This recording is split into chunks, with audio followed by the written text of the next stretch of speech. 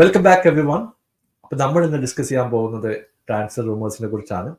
അപ്പോൾ കോണ്ടന്റ് ഇഷ്ടപ്പെടുകയാണെങ്കിൽ സബ്സ്ക്രൈബ് ചെയ്യാൻ മറക്കരുത്. നമുക്ക് മാഞ്ചസ്റ്റർ യുണൈറ്റഡിന്റെ ഒരു റൂമർ തന്നെ സ്റ്റാർട്ട് ചെയ്യാം. ഇപ്പോൾ പുറത്തു വരുന്ന വാർത്ത അനുസരിച്ച് ബയൺ മ്യൂണിച്ചിന്റെ ഡിഫൻഡർ ആയിട്ടുള്ള ഡീലിറ്റിനെ മാഞ്ചസ്റ്റർ യുണൈറ്റഡ് സൈൻ ചെയ്യാൻ ഇൻട്രസ്റ്റഡ് ആണ് എന്നുള്ള വാർത്തയാണ് ഡേവിഡ് ഓൺസ്റ്റൺ ഒക്കെ റിപ്പോർട്ട് ചെയ്യുന്നത്.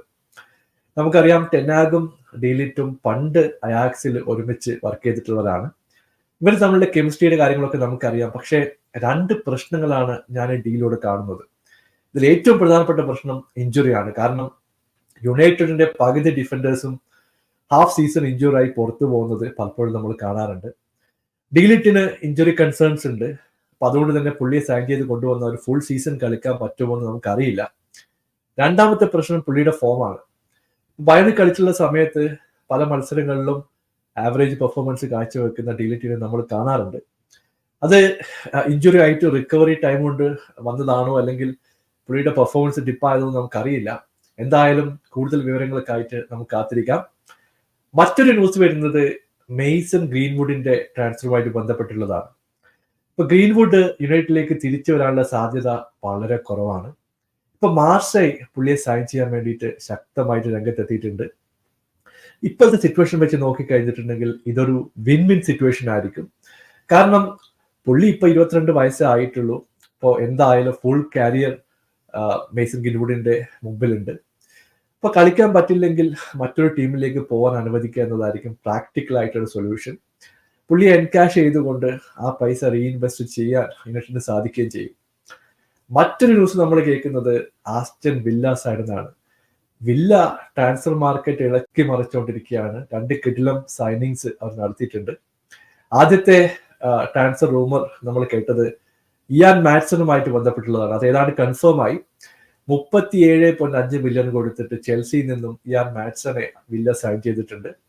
അത് മാത്രമല്ല 50 മില്യന്റെ ഡീലോടെ ഡഗ്ലസ് ലൂയിസിനെ യുവന്റസിലേക്ക് സെല്ല് ചെയ്യുകയും ചെയ്തു.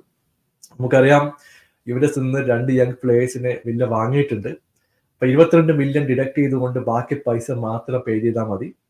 അവർ ഇനിയും കൂടുതൽ ആൾക്കാരെ സെല് ചെയ്യാൻ വേണ്ടി ശ്രമിക്കുന്നുണ്ട്. എന്തായാലും യൂറോ കഴിയുന്നതോടെ കൂടുതൽ വിവരങ്ങൾ നമുക്കറിയാൻ സാധിച്ചേക്കും. മറ്റൊരു ന്യൂസ് നമ്മൾ കേൾക്കുന്നത് സ്പേഴ്സിന്റെ സൈഡിൽ നിന്നാണ്. ഇപ്പൊ സ്പേഴ്സ് എസ് എ ട്രാക്ക് ചെയ്യാൻ തുടങ്ങിയിട്ട് കുറെ ദിവസങ്ങളായി. എന്തായാലും 50 to 60 മില്യൺ ഒക്കെ ക്രിസ്റ്റൽ പാലസ് ചോദിക്കാൻ സാധ്യതയുണ്ട്. യൂറോ കഴിഞ്ഞതോടെ ഈ ഒരു നെഗോസിയേഷൻ അടുത്ത ലെവലിലേക്ക് പോകാൻ സാധ്യത നമ്മൾ കാണുന്നുണ്ട്. പുള്ളി വന്നു കഴിഞ്ഞിട്ടുണ്ടെങ്കിൽ നമ്മുടെ അറ്റാക്കിംഗ് മിഡ്ഫീൽഡ് നല്ല രീതിയിൽ ഇംപ്രൂവ് ആകും എന്നതിൽ യാതൊരു സംശയവുമില്ല.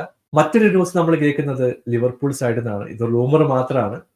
ലിവർപൂൾ ഗോൾ കീപ്പർ ആയിട്ടുള്ള അലിസൺ ബെക്കർ അദ്ദേഹത്തെ സെല്ല് ചെയ്യാൻ വേണ്ടി ലിവർപൂൾ ശ്രമിക്കുന്നു എന്നുള്ള വാർത്ത പരക്കെ നമ്മൾ കേൾക്കുന്നുണ്ട്.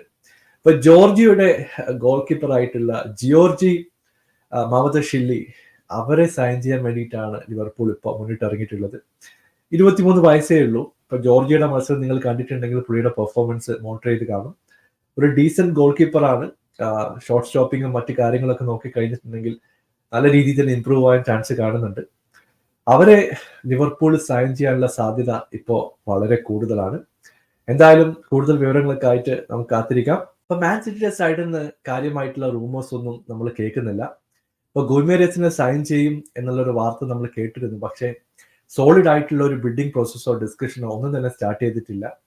എന്തായാലും പെപ് ഗാർഡിയോള യൂറോക്ക് ശേഷം ഒരു സഡൻ മൂവ് നടത്തി പുള്ളിയെ സൈൻ ചെയ്യാനുള്ള സാധ്യത നമുക്ക് തള്ളിക്കളയാൻ പറ്റില്ല. നിങ്ങളുടെ അഭിപ്രായം താഴെ അറിയിക്കുക. പുതിയൊരു വീഡിയോയുമായി വീണ്ടും കാണാം. Thank you so much for watching. Bye for now.